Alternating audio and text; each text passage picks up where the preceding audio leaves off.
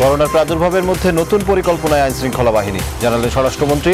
গঠিত কমিটির সিদ্ধান্তেই সব পদক্ষেপ। ঈদ শেষে করোনা ঝুঁকি নিয়েই ঢাকা ফিরছে মানুষ, ফেরিঘাটে বাড়তি ভিড়। সিরাজগঞ্জে যাত্রীবাহী নৌকাডুবিতে 3 জনের মরদেহ উদ্ধার, নিখোঁজ 17। রাজধানীর বিনোদন কেন্দ্রগুলোই নেই ঈদের আমেজ, পর্যটন কেন্দ্রগুলো ফাঁকা। করোনাকালে প্রকৃতি ফিরে পেয়েছে নতুন রূপ। দুর্যোগে মানবতার পতাকা উড়াচ্ছেন বাস্তবের নায়করা, জাগাচ্ছেন আশার আলো। পরিবার সহ করোনা জয় করলেন বিটিভি মহাপরিচালক। প্রচুর পরিমাণে ভিটামিন সি এবং আমরা প্রোটিন খেয়েছি, চা এবং বিভিন্ন উপাচার মিশ্রিত উপাদান গরম গরম আমরা খেয়েছি। দেশে করোনায় আরও 21 মৃত্যু, নতুন আক্রান্ত 1000-এর বেশি। যুক্তরাষ্ট্রে মৃত্যু ছাড়া লাখ ছাড়ালো। লকডাউন শিথিলে দেশে দেশে, সৌদিতে উঠছে কারফিউ। করোনার প্রভাব পদ্মা সেতুতে নির্মাণযোগ্য কমেছে 30 ভাগ। বিশ্ব অর্থনীতির স্থবিরতা কাটাতে সদস্য রাষ্ট্রে বাণিজ্য সম্প্রসারণ করতে চায় কমনওয়েলথ। আমপানের ক্ষত না শুকাতেই ঝড় জলোচ্ছ্বাসের পূর্বাভাস, 3 নম্বর সতর্ক সংকেত। উজানের ঢলে তিস্তা ব্রহ্মপুত্রের বিভিন্ন স্থানে ভাঙন।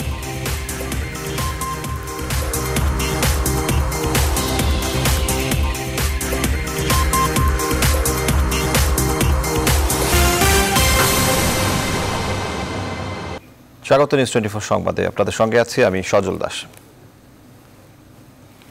করোনা মহামারীর মাথায় নিয়ে ঈদ পরবর্তী সময়ে আরও নতুন নতুন পরিকল্পনা নিয়েছে আইন শৃঙ্খলা বাহিনী।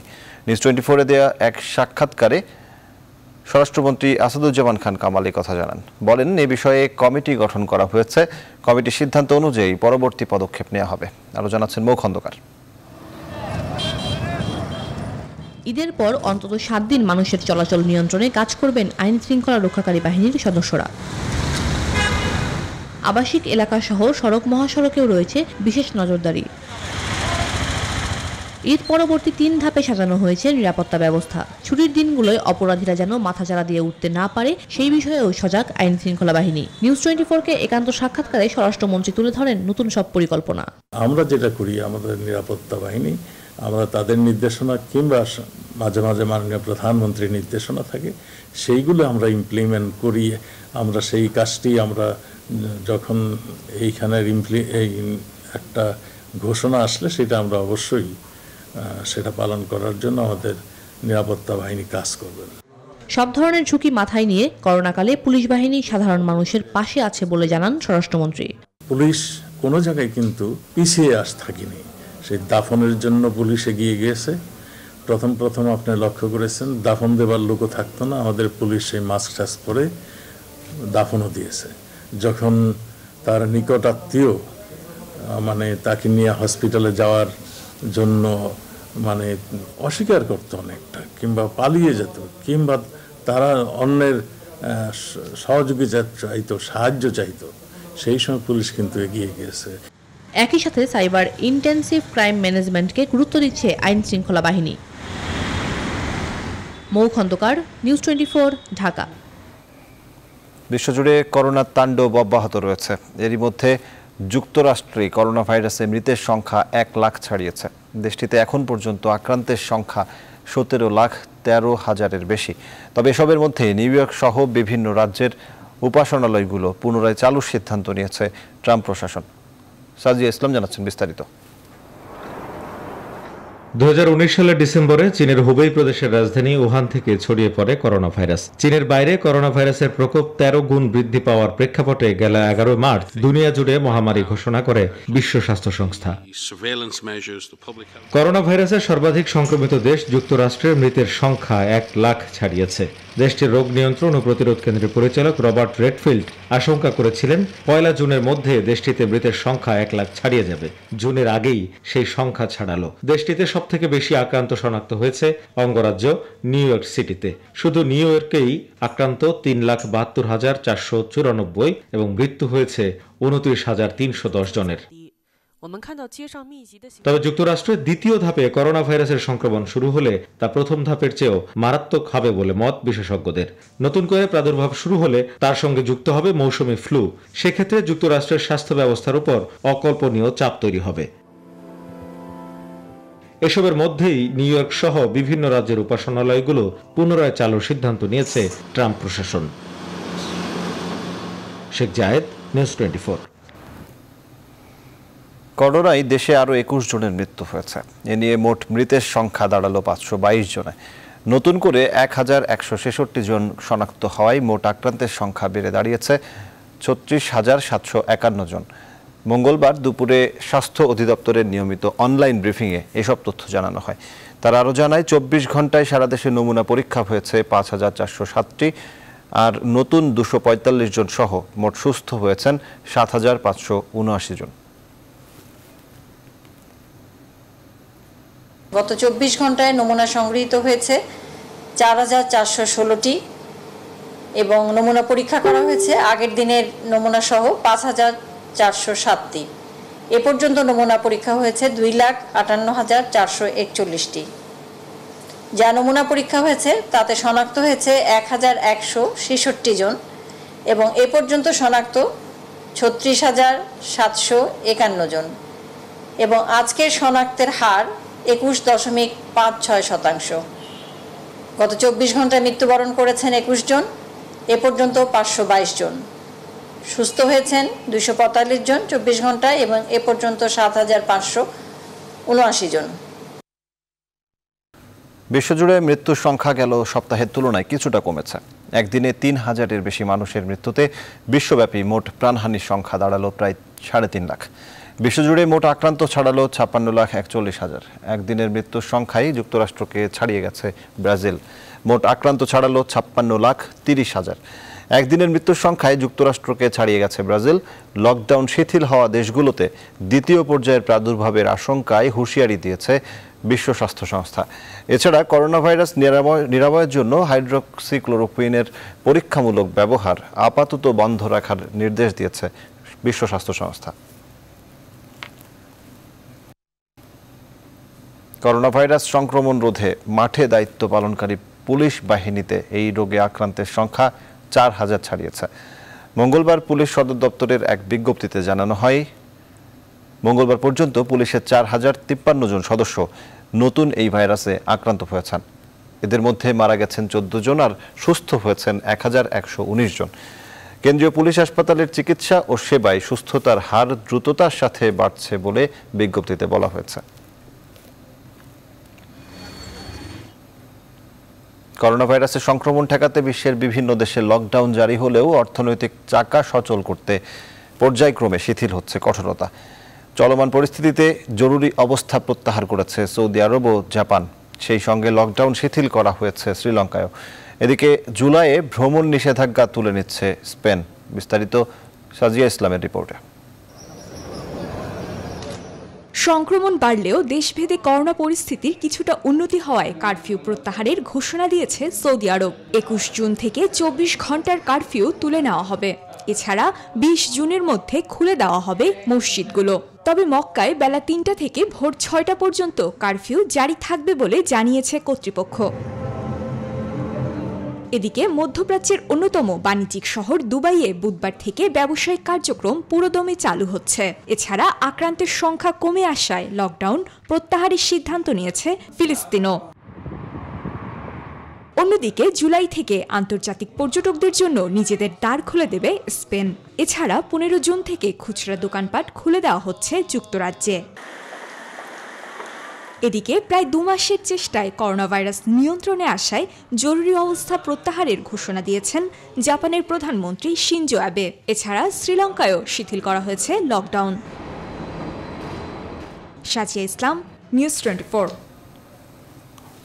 সানবিমস স্কুলের প্রতিষ্ঠাতা অধ্যক্ষ নীলুফার মঞ্জুর মৃত্যুতে গভীর শোক প্রকাশ এবং রুহের মাগফিরাত কামনা ও শোক সন্তপ্ত পরিবারের প্রতি গভীর সমবেদনা জানিয়েছে বসুন্ধরা পরিবার। করোনা ভাইরাসে আক্রান্ত হয়ে সম্মিলিত সামরিক হাসপাতালে চিকিৎসাধীন অবস্থায় মঙ্গলবার ভোরে মারা যান তিনি। মঙ্গলবার এক শোক বার্তায় বসুন্ধরা পরিবারের পক্ষ থেকে তার স্মৃতির প্রতি গভীর শ্রদ্ধা জানিয়ে বলা হয়, নিরহংকারী সমাজসেবী শিক্ষাবিদ নীলুফার মঞ্জুর দেশে প্রথম ইংরেজি শিক্ষার প্রয়োজনীয়তা অনুভব করেন এবং সানবিম স্কুল প্রতিষ্ঠার মধ্য দিয়ে দেশে ইংরেজি শিক্ষা ব্যবস্থাপনা এক নতুন উচ্চতায় নিয়ে গেছেন। তার এই অবদান জাতি চিরদিন কৃতজ্ঞতার সঙ্গে স্মরণ করবে। নীলুফার মঞ্জুর দেশের শীর্ষস্থানীয় ব্যবসায়ী ও সাবেক তত্ত্বাবধায়ক সরকারের উপদেষ্টা সৈয়দ মঞ্জুর এলাহীর স্ত্রী। অ্যাপেক্স গ্রুপের চেয়ারম্যান মঞ্জুর এলাহীও করোনা ভাইরাসে আক্রান্ত। তিনি বাসায় চিকিৎসা নিচ্ছেন। করোনা ভাইরাস শনাক্তে গণস্বাস্থ্য কেন্দ্রের গবেষকের উদ্ভাবিত জিআর র্যাপিড কিটের ক্লিনিক্যাল ট্রায়ালের দিন মঙ্গলবার নির্ধারণ করা হলেও এই কার্যক্রম স্থগিত করা হয়েছে। সোমবার ওষুধ প্রশাসন অধিদপ্তরের অনুরোধে স্থগিত করা হয় বলে জানান গণস্বাস্থ্যের ট্রাস্টি ডক্টর জাফরুল্লাহ চৌধুরী। ওষুধ অধিদপ্তরের চিঠির জবাব সোমবার রাতেই দেওয়া হয়েছে। এদিকে গণস্বাস্থ্যের কিটেই ডাক্তার জাফরুল্লাহ চৌধুরীর করোনা পরীক্ষার ফল পজিটিভ আসায় তার শরীরে প্লাজমা থেরাপি প্রয়োগ করা হয়েছে।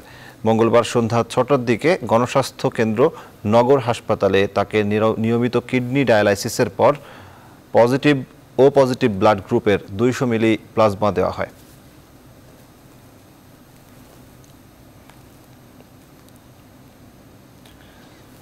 পরিবার পরিজনের সঙ্গে ঈদ উদযাপন শেষে রাজধানীতে ফিরছেন মানুষ। ফলে দৌলতদিয়া পাটুরিয়া ও শিমুলিয়া কাঁঠালবাড়ি নৌরুটে যাত্রীদের চাপ বেড়েছে। পারাপারের অপেক্ষায় থাকা পণ্যবাহী পরিবহনের পাশাপাশি ব্যক্তিগত গাড়ির সংখ্যাও কয়েকশো ছাড়িয়েছে। প্রতিনিধিদের তথ্য ও ছবি নিয়ে ডেস্ক রিপোর্ট। করোনার কারণে অঘোষিত লকডাউন ও সরকারি ছুটি আগামী 30 মে পর্যন্ত। এই ছুটির মধ্যেও সেবা স্বাভাবিক রেখেছে হাসপাতাল ও ব্যাংক সহ জরুরি প্রয়োজন সংশ্লিষ্ট অনেক প্রতিষ্ঠান। তবে ঈদের কারণে টানা 3 দিন নির্ধারিত হাসপাতাল ছাড়া বন্ধ ছিল অন্য সব প্রতিষ্ঠান। এ সময় রাজধানী ছেড়েছেন হাজার হাজার মানুষ। তবে বুধবার থেকে ব্যাংক সহ বিভিন্ন সরকারি বেসরকারি প্রতিষ্ঠান খোলা। এজন্য কর্মস্থলে যোগ দিতে দেশের বিভিন্ন প্রান্ত থেকে রাজধানীমুখী অনেকেই। দৌলতদিয়া পাটুরিয়া নৌরুটে লঞ্চ ও স্পিডবোট বন্ধ থাকায় ফেরিঘাটে যাত্রীদের ভিড় ছিল চোখে পড়ার মতো। পারাপারের অপেক্ষায় থাকা পণ্যবাহী পরিবহনের পাশাপাশি ব্যক্তিগত গাড়ির সংখ্যাও কয়েকশো ছাড়িয়েছে। ফ্যামিলিগত যদি চিন্তা করে আমরা আশা করছি যে গাড়ি ছিল না, অনেক পিকআপ মাইক্রো ইত্যাদি যানবাহন করে যাওয়া হচ্ছে। আমরা পাটুরিয়া থেকে নবীনগর যাই আপনার হলো 100 টাকা, ওইখানে আমাদের লাগছে আপনার 400 টাকা 500 টাকা। এই অবস্থায় যাত্রীদের চাপ সামাল দিতে হিমশিম খাচ্ছে ঘাট কর্তৃপক্ষ। বেশিরভাগ আমাদের প্রাইভেট কার মাইক্রো বেশিরভাগ যাচ্ছে, সেখান থেকে আমরা প্রায় 400-র মতো প্রাইভেট কার মাইক্রো পার করছি এবং পরবর্তী বিকালে বেশি গাড়ি পারাপারের কারণে অনেক ফেরি আমরা বর্ধিত করছি। দক্ষিণাঞ্চলের 21 জেলার ঢাকামুখী যাত্রীদের চাপ বেড়েছে শিমুলিয়া কাঁঠালবাড়ি রুটেও। নিয়মিত 10টি ফেরি চলাচল করলেও 2 ঘাটে পারাপারের অপেক্ষায় ছোট বড় অন্তত 500 যানবাহন। প্রাইভেট কার, মোটরসাইকেল বা পণ্যবাহী ট্রাকে চেপেও পার হচ্ছেন যাত্রীরা। মহাসড়কগুলোতেও যানবাহনের চাপ বেড়েছে। ঈদের ছুটি কাটিয়ে সড়ক পথেও অনেকেই রাজধানীতে ফিরছেন। তবে চেকপোস্টগুলোতে আইনশৃঙ্খলা বাহিনীর তেমন কোনো তৎপরতা লক্ষ্য করা যায়নি। Desk report, news 24। সিরাজগঞ্জের চৌহালিতে যমুনা নদীতে নৌকাডুবিতে এ পর্যন্ত এক শিশুসহ 3 জনের মরদেহ উদ্ধার করা হয়েছে। আরও অন্তত 17 জন নিখোঁজ রয়েছেন। মঙ্গলবার দুপুরের দিকে যমুনা নদীর স্থলচর এলাকায় এই নৌকাডুবির ঘটনা ঘটে। চৌহালি থানার ভারপ্রাপ্ত কর্মকর্তা রাশেদুল ইসলাম জানান, এনায়েতপুর থেকে অন্তত 80 জন যাত্রী নিয়ে নৌকাটি চৌহালির দিকে যাওয়ার পথে স্থলচর এলাকায় ডুবে যায়। এখনও উদ্ধার তৎপরতা চলছে। রাজধানীর বিনোদন কেন্দ্রগুলোই নেই ঈদের আমেজ, অথচ প্রতি বছর এই সময় বিনোদন কেন্দ্রগুলো দর্শনার্থীর পদচারণায় মুখর থাকে। করোনার কারণে বন্ধ হওয়া এসব বিনোদন কেন্দ্র কবে খুলবে তারও ঠিক নেই। তবে করোনা মানুষকে ঘরবন্দি করলেও স্বস্তি দিয়েছে চিড়িয়াখানার প্রাণীদের। রাজধানীর বিভিন্ন বিনোদন কেন্দ্র ঘুরে বিস্তারিত জানাচ্ছেন ফাতেমা কাউসার। এই দৃশ্য গত বছর ঈদ উল ফিতরে রাজধানীর জাতীয় চিড়িয়াখানার, আর এটি এবছরের দৃশ্য। শুনশান নীরবতা, কোলাহল নেই, নির্ঝঞ্ঝাট ছায়া ঘেরা পরিবেশে শুধুই পাখির কিচিরমিচির। ঈদের ছুটিতে রাজধানীর বিনোদন কেন্দ্রগুলোর মধ্যে সবচেয়ে বেশি ভিড় হওয়া চিড়িয়াখানার বর্তমান দৃশ্য এটি। শুধু চিড়িয়াখানা নয়, জাতীয় জাদুঘর, জাতীয় উদ্যান, শ্যামলী ডিএনসিসি ওয়ান্ডারল্যান্ড কিংবা সিনেমা হল, সব জায়গার দৃশ্যপট ছিল একই রকম। সিনেমা হল একটি বদ্ধ ঘর, এখানে সামাজিক বিধি মেনে সিনেমা দেখার বা সিনেমা হল শুরু করার কোনো স্কোপ নেই। গত বছর 10 থেকে 12 হাজার দর্শক এই জাদুঘর পরিদর্শন আছে। এই ঈদে আমরা দর্শকদেরকে জাদুঘরে আনতে পারিনি। তবে করোনায় দীর্ঘদিন ঘরে বন্দি থাকা সন্তানদের নিয়ে অনেক অভিভাবককে আসতে দেখা গেছে এসব বিনোদন কেন্দ্রে, আবার হতাশ হয়ে ফিরেও গেছেন।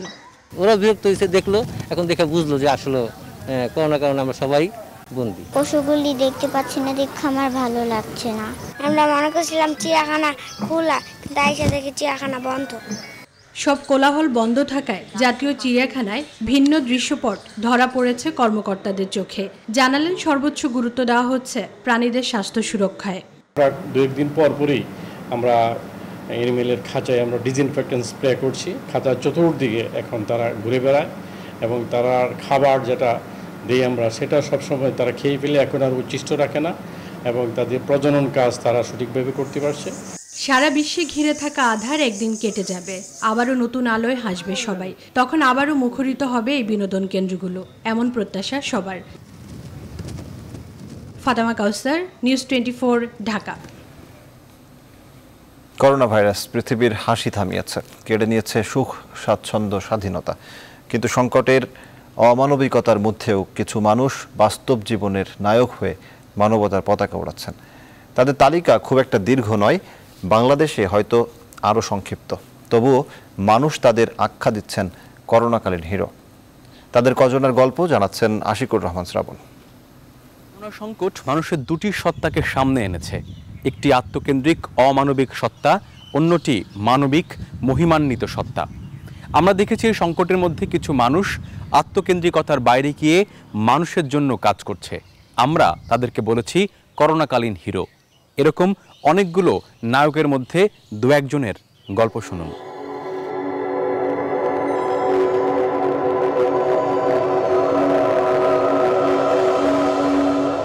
করোনাকালের পৃথিবী ভীষণ নির্মম। বাবার লাশ পড়ে থাকে মেঝেতে, সিঁড়িতে, রাস্তায়, সন্তান স্বজনদের দেখা নেই। এমন অমানবিকতার মধ্যে এক মাসে 49টি লাশের দাফন ও সৎকার করেছেন city corporation councillor Maksudul Alam Khandakar Khorshed. সাধারণ অসাধারণ সবার চোখেই তিনি করোনাকালীন হিরো। মানব জন্ম সার্থক করার জন্য মানুষের এই বিশ্বব্যাপী যেই মহামারী, এখনই মানুষের পাশে দাঁড়ানোর সময়। ভবিষ্যতে হয়তো আরো বড় করে আমরা কাজ করতে পারবো, কিন্তু মানুষের এই সংকট আমরা আর পাবো না। করোনাকালে আরেকটি নায়কোচিত কাজ করেছেন একজন বাবা ও তার মেয়ে। বাংলাদেশে প্রথম করোনা ভাইরাসের জিনোম সিকোয়েন্স বা জীবন রহস্য উন্মোচন করেন তারা।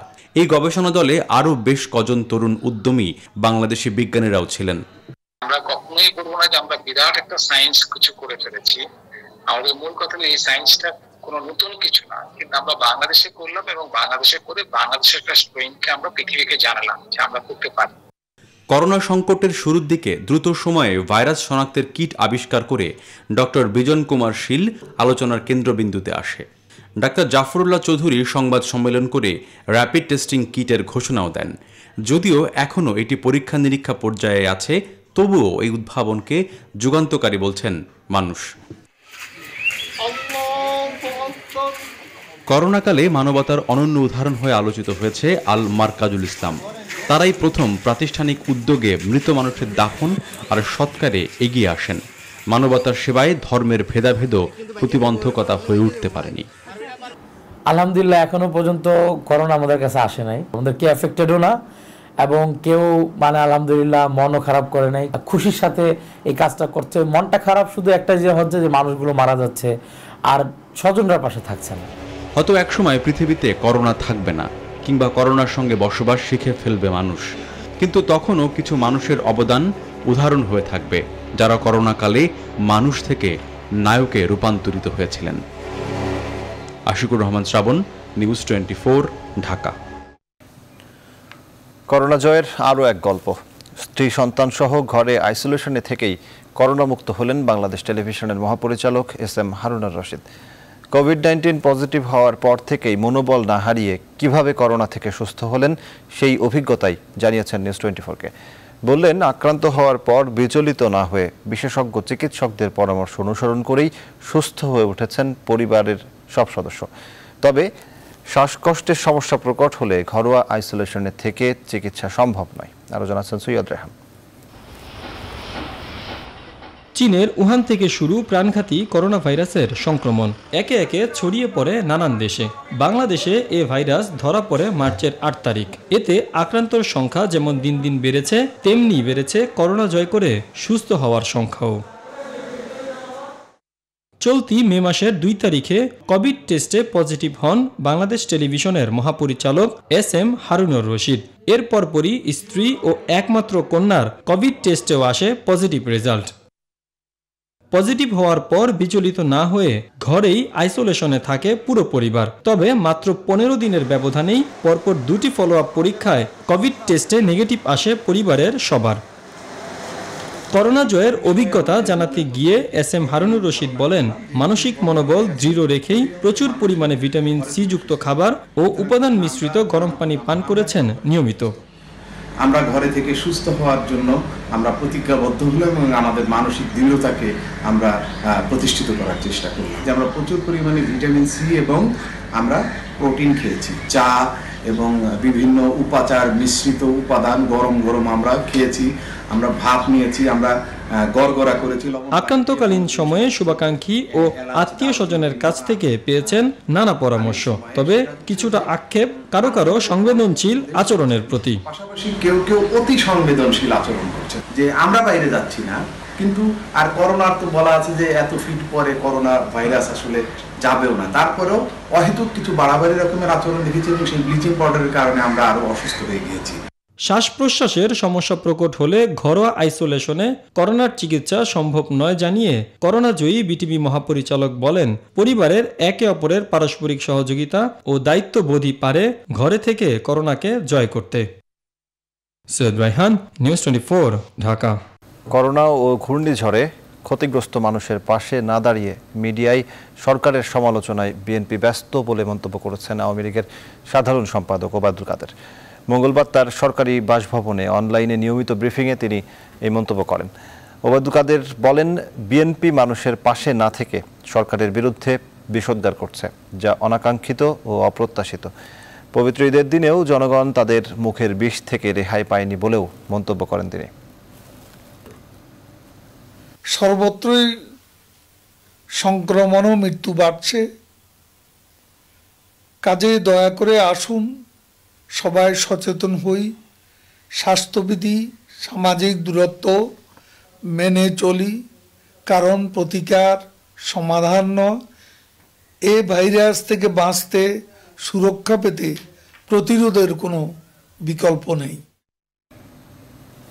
রংপুরের পীরগঞ্জে বিষাক্ত মদ পানে ৬ জনের মৃত্যু হয়েছে। মঙ্গলবার উপজেলার শানের হাটে এই ঘটনা ঘটে। পীরগঞ্জ থানার ভারপ্রাপ্ত কর্মকর্তা জানান, ঈদের দিন রাতের বেলায় শানের হাটের বিভিন্ন এলাকায় বেশ কয়েকজন বিষাক্ত চোলাই মদ পান করেন। এতে রাতেই অন্তত ২৬ জন অসুস্থ হয়ে পড়েন।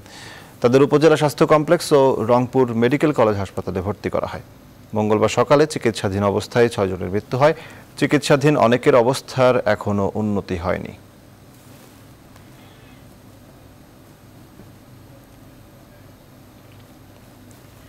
নারায়ণগঞ্জের সোনারগাঁয়ে অ্যাম্বুলেন্সের ধাক্কায় ২ রিকশা চালক নিহত হয়েছেন।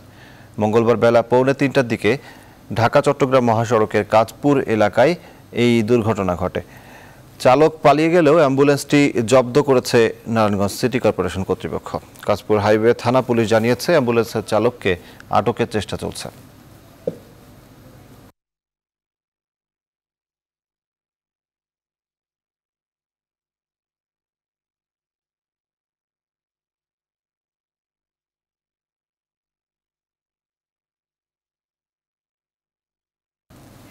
সিরাজগঞ্জের শাহজাদপুরে পূর্ব বিরোধের জের ধরে 2 গ্রুপের সংঘর্ষে 2 জন নিহত হয়েছে, অন্তত 20 জন আহত হয়েছেন।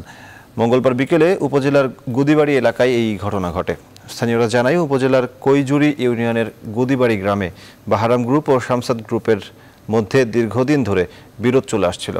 দুপুরে বাহারাম গ্রুপের এক সমর্থকের উপর শামসাদ গ্রুপের লোকজন অতর্কিত হামলা চালায়। এতে হতাহতের ঘটনা ঘটে। পরিস্থিতি নিয়ন্ত্রণে ওই এলাকায় অতিরিক্ত পুলিশ মোতায়েন করা হয়েছে। সবগুলো স্প্যান বসিয়ে পদ্মা সেতুর অবকাঠামো নির্মাণ শেষ হচ্ছে জুলাইয়ের পরিবর্তে এবছরের নভেম্বরে। প্রকল্প পরিচালক জানালেন, করোনার প্রভাবে সেতুর অগ্রগতিতে নির্মাণযোগ্য কমেছে 30 ভাগ। এখন পর্যন্ত মূল সেতুর কাজ হয়েছে 87 ভাগ, নদী শাসন 72 ভাগ, আর সব মিলিয়ে কাজ শেষ হয়েছে 79 ভাগ। তবে করোনা মোকাবেলায় চালু করা হয়েছে 2000 শ্রমিকের জন্য থাকা ও স্বাস্থ্য কেন্দ্রের ব্যবস্থা। পদ্মা সেতু ঘুরে এসে বিস্তারিত জানাচ্ছেন ফখরুল ইসলাম। পদ্মার বুকে 42টি পিলারের উপর এক একটি স্টিলের স্প্যান গেঁথে এগিয়ে যাচ্ছে 6.5 কিলোমিটার সেতু। মূল অবকাঠামো জুলাই শেষ করার কথা থাকলেও করোনার প্রভাব পড়েছে সেতুর নির্মাণ যজ্ঞে। স্বাভাবিকের তুলনায় নির্মাণ কাজে শ্রমিক কমে এখন নিয়োজিত আছে 2000। দুর্যোগকালীন সময়েও চলমান আছে নদী শাসন ও মূল সেতুর কাজ। সব মিলিয়ে এখন পর্যন্ত সেতুর কাজ শেষ হয়েছে 79 ভাগ। জনবলের কিছু ঘাটতি থাকায় আমরা 3 শিফটে কাজ করতে পারছি না। আমরা 3 শিফটে কাজ করতে না পারায় আমাদের কিছুটা অগ্রগতি কম হচ্ছে। আমাদের এই পর্যন্ত 29টা স্প্যান আপনারা জানেন বসে গেছে, আর 12টা স্প্যান বাদ আছে। আমাদের টার্গেট ছিল জুলাইয়ের মধ্যে সবগুলা স্প্যান বসা। এখন আমরা রিভাইজ টার্গেট নিয়েছি নভেম্বরের মধ্যে সবগুলা স্প্যান বসা। নদীতে 6.5 কিলোমিটার সেতুর প্রায় 4.5 কিলোমিটার দৃশ্যমান। 2021 সালে সেতুর কাজ শেষ করতে এরই মধ্যে মাও ইয়ার্ডে প্রস্তুত আছে আরও 10টি স্প্যান। অব্যাহত আছে সব রকম মালামাল সরবরাহ। মেইন ব্রিজের অগ্রগতি গত মাস পর্যন্ত 87% ছিল, কিন্তু নদী শাসন ছিল 72%, ওভারঅল 79% আমাদের কাজ শেষ হয়েছে। এটা হলো আমাদের বাস্তব অগ্রগতি কাজের। সেতুর অগ্রগতিতে করোনার প্রভাব ঠেকাতে প্রকল্প এলাকায় সব শ্রমিকের জন্য তৈরি হয়েছে থাকার ব্যবস্থা ও স্বাস্থ্য কেন্দ্র। দেশের বৃহত্তম এই সেতু নদীতে 4.25 কিলোমিটারের বেশি অংশ দৃশ্যমান হয়, আর বাকি থাকলো মাত্র 1.5 কিলোমিটারের কিছু বেশি অংশ। এবছরের জুলাই সেতুর পুরো দৃশ্যমান প্রক্রিয়া শেষ করার কথা থাকলেও করোনার প্রভাবে তা পিছিয়ে এখন নতুন টার্গেট নভেম্বর। প্রকল্প পরিচালক বললেন, সব কিছু মিলিয়ে করোনার স্থায়িত্বের উপরে নির্ভর করছে পদ্মা সেতুর পুরো নির্মাণ শেষ করার সময়সূচি। ফখরুল ইসলাম, নিউজ 24, পদ্মা সেতু প্রকল্প, মাওয়া।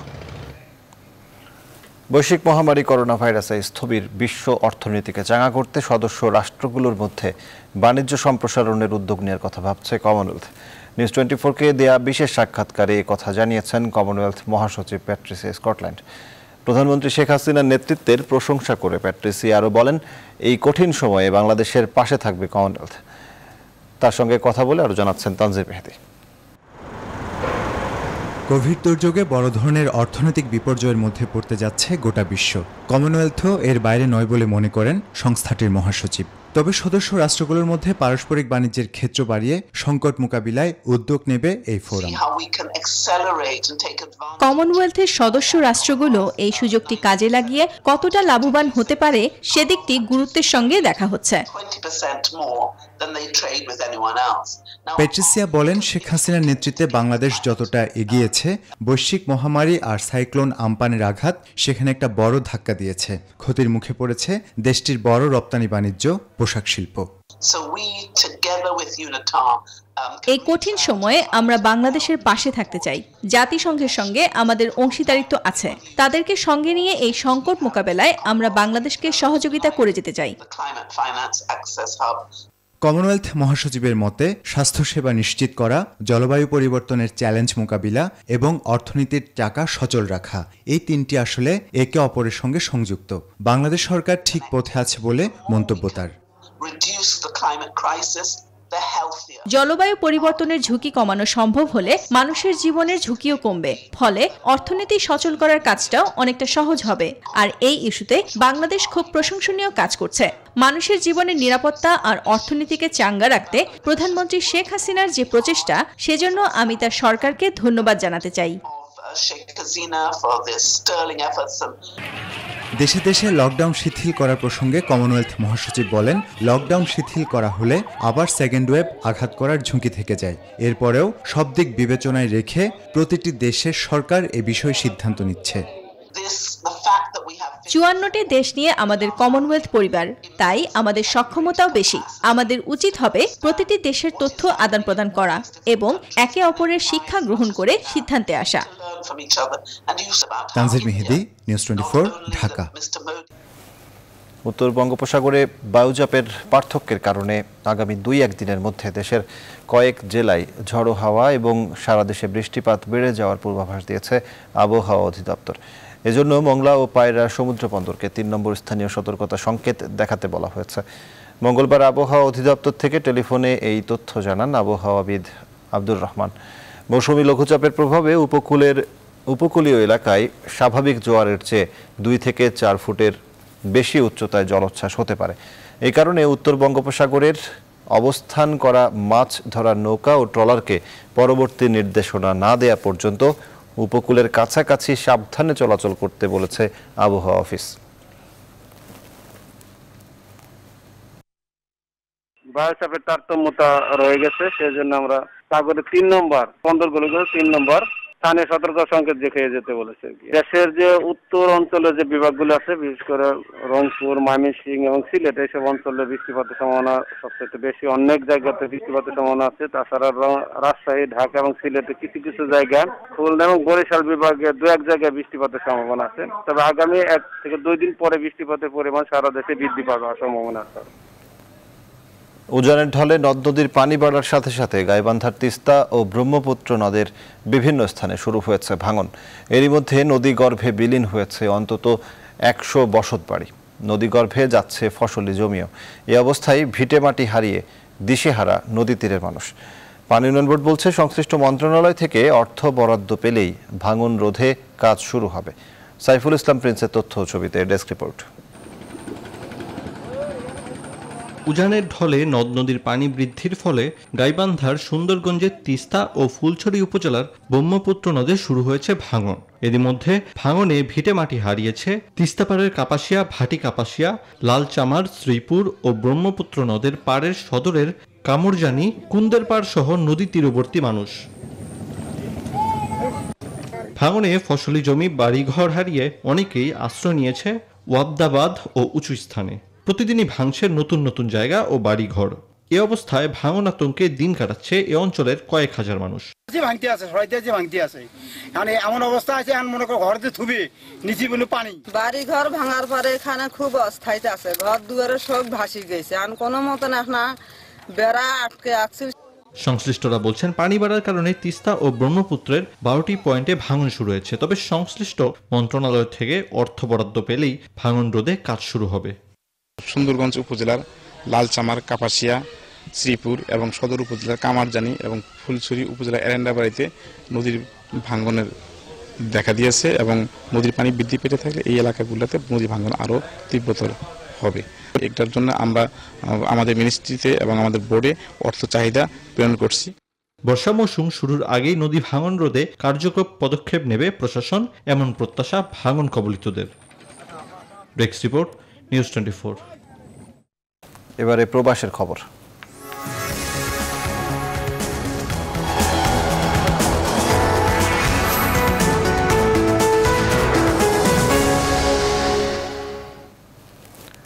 সুইজারল্যান্ডে উঠে যাচ্ছে 5 জনের বেশি একত্রিত হবার নিয়মটি। তুলে নেওয়া হবে রেস্টুরেন্টে এক টেবিলে 4 জন বসার নিয়মও।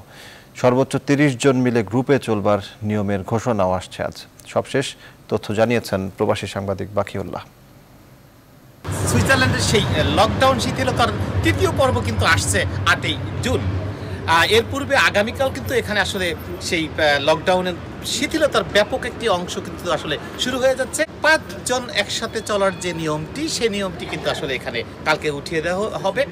এইখানে আসছে আসলে সেই সর্বোচ্চ 30 জন পর্যন্ত আসলে এখানে সেই চলাফেরার সুযোগটি এখানে কালকের থেকে শুরু হয়ে যাবে। রাজনৈতিক সমাবেশ করা এবং এখানকার যে অন্যান্য খেলাধুলার যে ইভেন্টসগুলো আছে সেগুলোতেও কিন্তু এই নিয়ম আসলে প্রযোজ্য।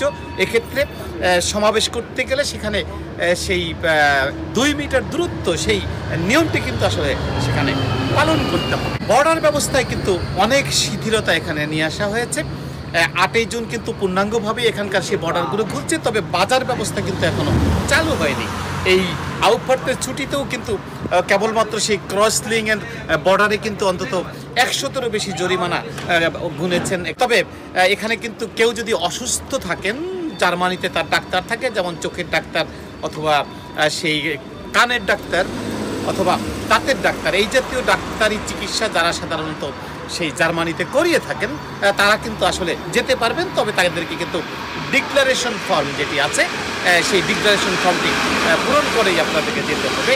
এই মুহূর্তে যদি কেউ সেই গাড়ি রিপেয়ার করতে অথবা সেখানে চুল কাটাতে যান, সে কাজটি কিন্তু আসলে এখন আপনি করতে পারবেন না। এজন্য জুনের 8 তারিখ পর্যন্ত অপেক্ষা করতে হবে। যদি আমরা বলি ইটালির কথা, ইটালি কিন্তু জুনের 3 তারিখ থেকে সেখানে সীমানা খুলে দিচ্ছে তাদের অবস্থান থেকে, কিন্তু সুইজারল্যান্ড কিন্তু এখনও সে ব্যাপারে কোনো সিদ্ধান্ত নেয়নি।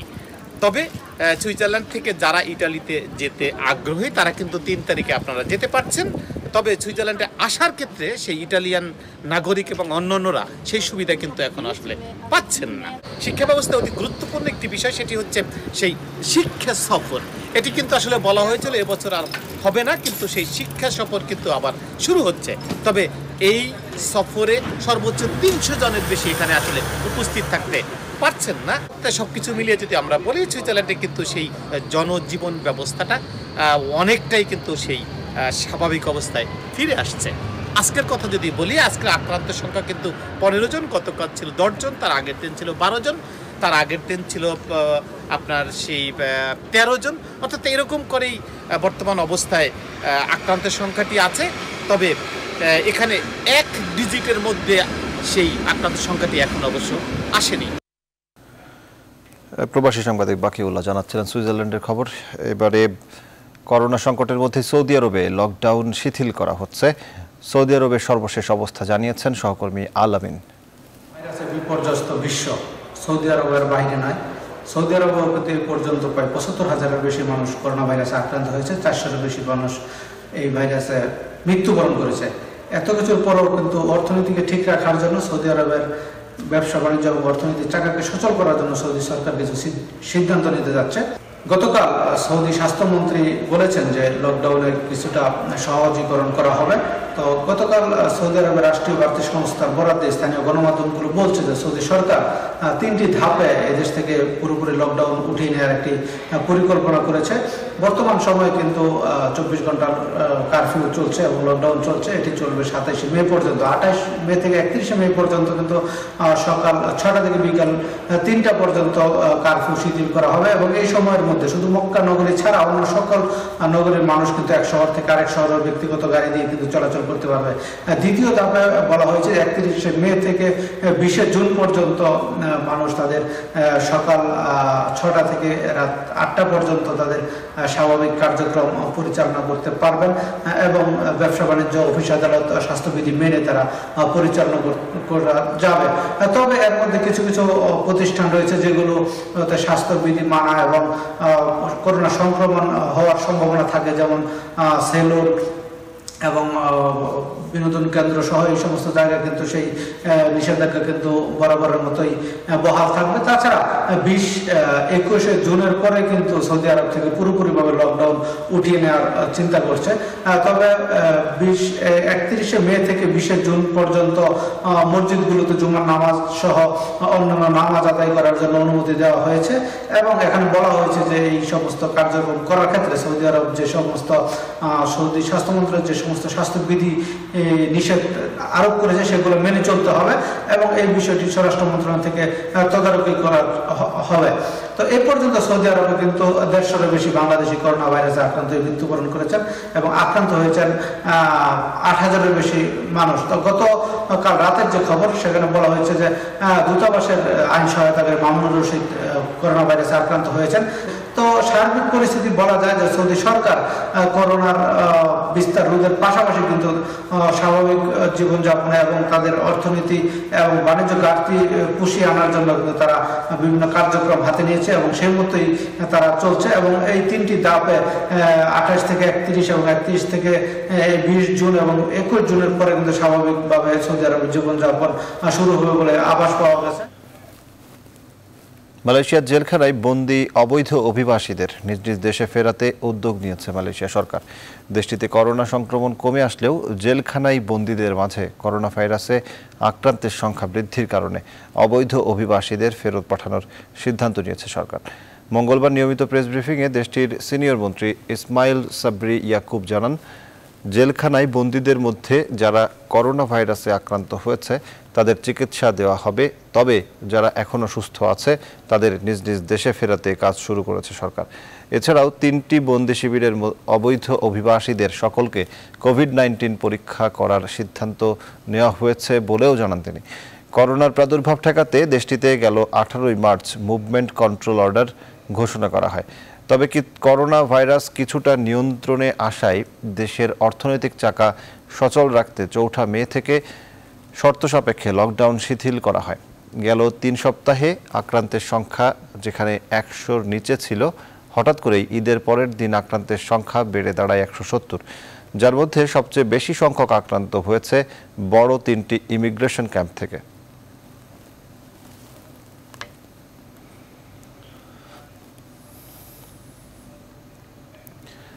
এবারে জানবো ফ্রান্সের করোনা পরিস্থিতির খবর।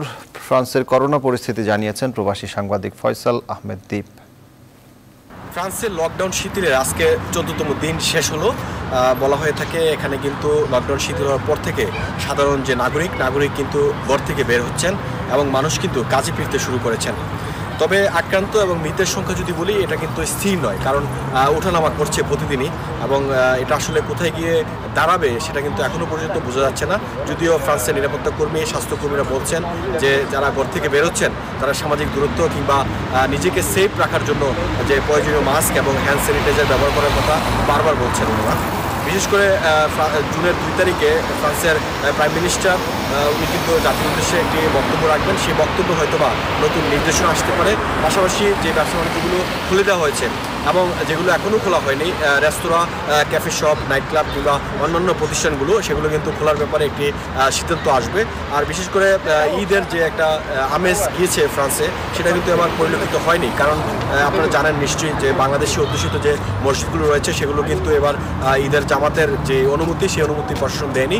ফলে প্রবাসী বাংলাদেশিরা সবাই নিজ নিজ ঘরে ঈদের নামাজ আদায় করেছেন এবং প্রতি বছর যে ঈদ পরবর্তী যে একটা গেট টুগেদার হওয়ার কথা থাকে এবং বিভিন্ন সোসাইটি, বিভিন্ন সংগঠনগুলো ঈদ আড্ডার আয়োজন করে থাকেন, এবার কিন্তু সেগুলো নেই। টোটালি কোথাও কোনো ধরনের ঈদ আড্ডার আয়োজন হয়নি। তো সুতরাং এই প্রবাসী বাংলাদেশিদের মধ্যে কিন্তু একটা চাপা কষ্ট বিরাজ করছে এবং তারা মনে করেন যে পৃথিবীতে যে করোনা ভাইরাসের প্রাদুর্ভাব, সেই প্রাদুর্ভাব মুক্ত হলে এবং আগামীতে ঈদে কিন্তু সেই মিলিত হওয়ার সুযোগ থাকবে এবং তারা কিন্তু নিশ্চয়ই সেই প্রত্যাশাটুকু ব্যক্ত করেছেন। উপসাগরীয় দেশ কাতারে করোনা প্রাদুর্ভাবে কর্মহীন হয়ে যাওয়া অসহায় প্রবাসীদের মাঝে ঈদ উপহার সামগ্রী বিতরণ করেছে হৃদয়ে বাংলাদেশ তরুণ সংঘ কাতার। রাজধানী দোহার পুরাতন বিমানবন্দর মাতার কাদিম এলাকায় এই উপহার সামগ্রী বিতরণ করা হয়। হৃদয়ে বাংলাদেশ তরুণ সংঘ কাতারের 2 যুগ্ম আহ্বায়ক মোকাররম আলী চৌধুরী ও মোজাম্মেল হোসেন সোহাগের যৌথ ব্যবস্থাপনায় এ সময় উপস্থিত ছিলেন বিশিষ্ট ব্যবসায়ী এবিএম দিদারুল আলম আরজু, বিশিষ্ট রাজনীতিবিদ এমএম নুরু, দিলীপ কুমার ছোটন, কমিউনিটি নেতা রাজীব, আল আমিন খান, জুবায়ের আহমেদ ও সঞ্জিম খান সহ অনেকে।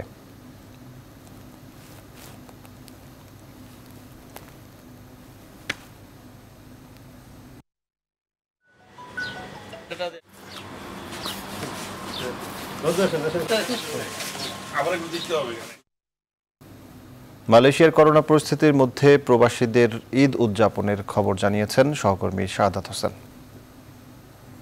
ধন্যবাদ। বৈশ্বিক মহামারী করোনা ভাইরাসের মধ্য দিয়ে পালিত হয়ে গেল পবিত্র ঈদ উল ফিতর। প্রবাসী বাংলাদেশের মাঝে কোনো ধরনের উৎসব ছিল না। এবার এটি একদম ভিন্নভাবেই আসলো প্রবাসীদের মাঝে। দীর্ঘদিন কাজ না থাকায়, দেশে পরিবারকে টাকা না পাঠানো এবং নানান সংকটের মধ্য দিয়ে পালিত হলো এবারের ঈদ।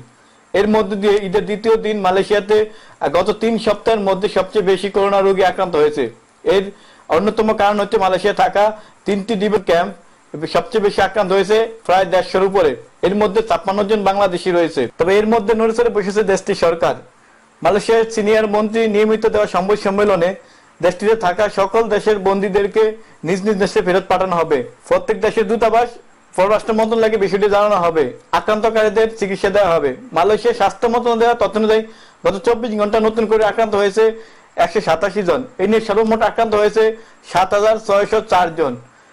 নতুন করে সুস্থ হয়েছে 62 জন। এই নিয়ে সর্বমোট সুস্থ হয়েছে 6041 জন। গত 24 ঘন্টা নতুন কোনো করোনা রোগী মৃত্যু হয়নি। মৃত্যুর সংখ্যা 115-তে রয়েছে।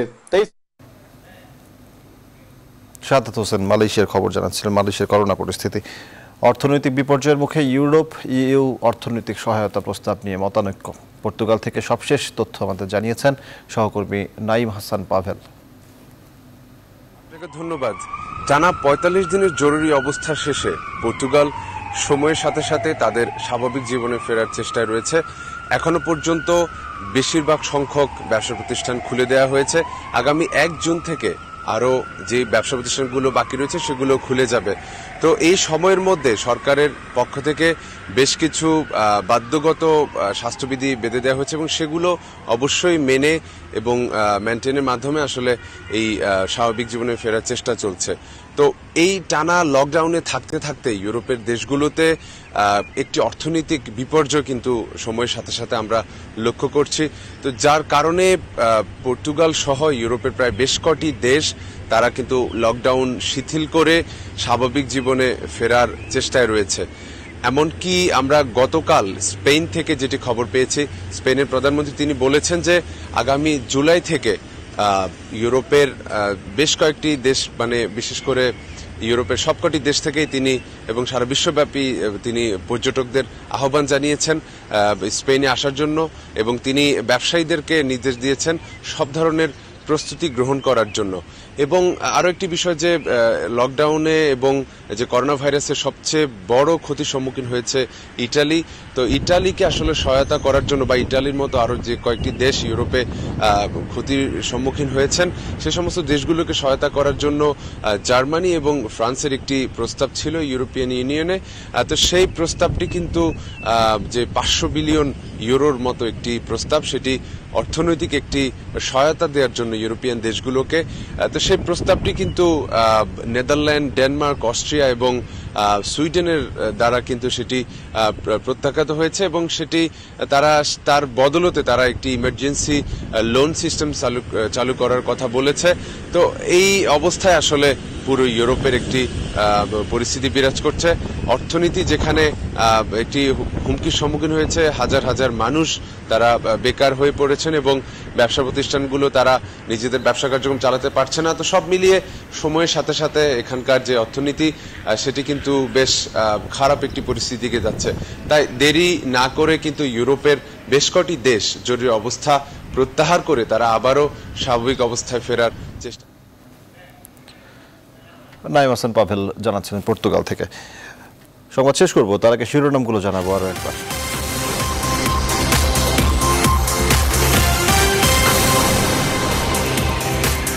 করোনার প্রাদুর্ভাবের মধ্যে নতুন পরিকল্পনায় আইন শৃঙ্খলা বাহিনী, জানালেন স্বরাষ্ট্রমন্ত্রী।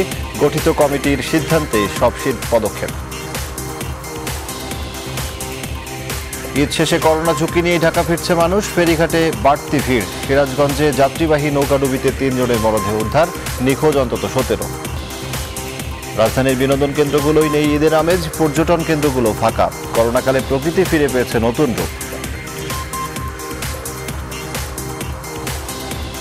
দুর্যোগে মানবতার পতাকা উড়াচ্ছেন বাস্তবের নায়করা, জাগাচ্ছেন আশার আলো। পরিবার সহ করোনা জয় করলেন বিটিভি মহাপরিচালক। প্রচুর পরিমাণে ভিটামিন সি এবং আমরা প্রোটিন খেয়েছি, চা এবং বিভিন্ন উপাচার মিশ্রিত উপাদান গরম গরম আমরা খেয়েছি। দেশে করোনায় আরও 21 মৃত্যু, নতুন আক্রান্ত 1000-এর বেশি। যুক্তরাষ্ট্রে মৃত্যু লাখ ছাড়ালো, লকডাউন শিথিল দেশে দেশে। সৌদিতে উঠছে কারফিউ। করোনার প্রভাব পদ্মা সেতুতে, নির্মাণযোগ্য কমেছে 30%। বিশ্ব অর্থনীতির স্থবিরতা কাটাতে সদস্য রাষ্ট্রে বাণিজ্য সম্প্রসারণ চাই কমনওয়েলথ। এবং আমপানের ক্ষত না শুকাতেই ঝড় জলোচ্ছ্বাসের পূর্বাভাস, 3 নম্বর সতর্ক সংকেত। উজানের ঢলে তিস্তা ব্রহ্মপুত্রের বিভিন্ন স্থানে ভাঙন। নিউজ 24 সংবাদে ছিল এখনকার মতো। এতক্ষণ সাথে থাকার ধন্যবাদ সবাইকে।